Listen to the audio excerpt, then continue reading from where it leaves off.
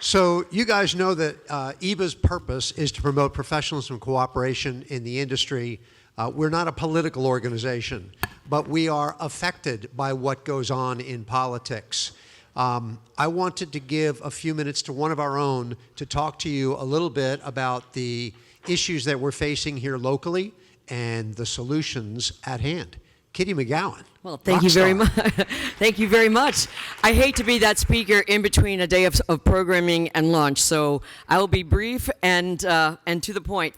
Thank you so much, Paul, and the International Yacht Brokers Association for allowing me a quick minute. I've been in the yachting industry in some form or fashion for over 35 years, and seeing all these lovely destinations that I've had the grace to be able to spend time in is a wonderful thing. But I'm here to talk today about the city of Fort Lauderdale. Right here where so many of us are based. This is the yachting center, capital of the world, Venice of America. And a lot of you know me. I've known a lot of you for decades. We don't want to say how many decades, but I've been blessed to be a part of this industry for a very long time, and I know a lot of you through my role as the president of the U.S. Super Yacht Association. And now I'm taking another job, which I didn't have enough on my plate already. I threw my hat in the ring to run for the City of Fort Lauderdale District 4 Commission seat, right here in the heart, not right here, just on the other side, the heart and soul of our city. And you gotta say, wait, it really doesn't matter. Why does something like that matter to me? I mean, I'm only one person. I mean, it's just one vote.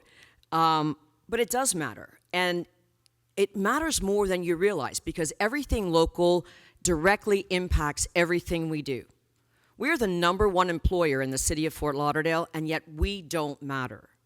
We are not recognized. We are not prioritized as an industry.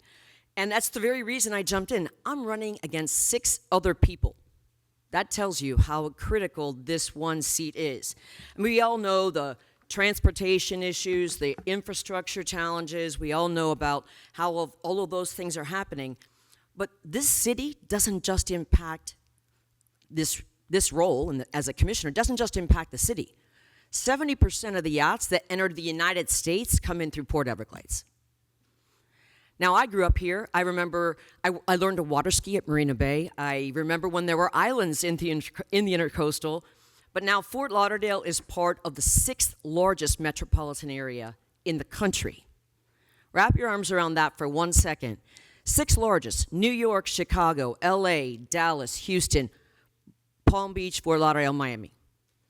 So unfortunately, our leadership has mired in old world thinking. They think small. We aren't a small little sleepy town anymore.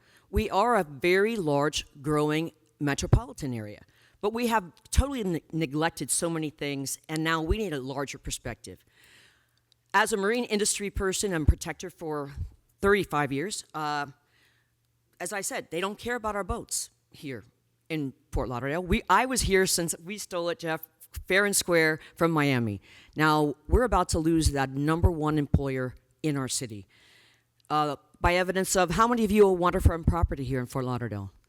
A recent regulation came out that said, luckily we were able to squash it, but it's still hanging, that if you own a dock 100 feet, 1 vessel per 100 feet, on top of a lot of other things that are designed to not make it possible for you to really enjoy the waterway and the lifestyle that is our city.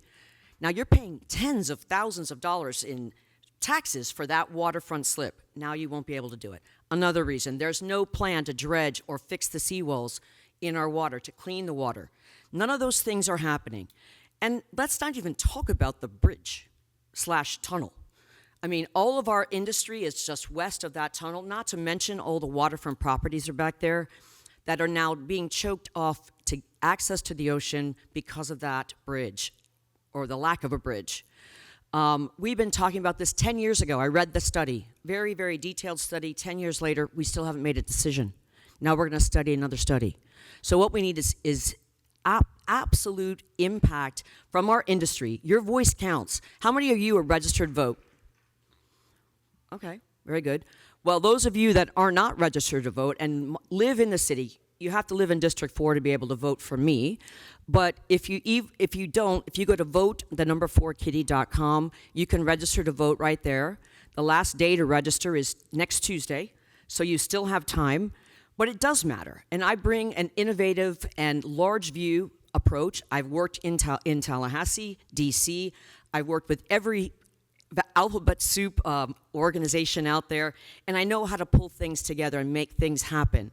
Now, there's lots of plans, but now is a time for action. Our industry has been completely dismissed so many times because we don't get out the vote.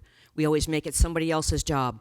Oh, IYBA will take it, or USSA will handle it, or MIASF will fix our problems. No, these are our problems to fix, and it's your job to get out there and vote because your voice matters. I would say vote early, vote often, but that would be very not cool.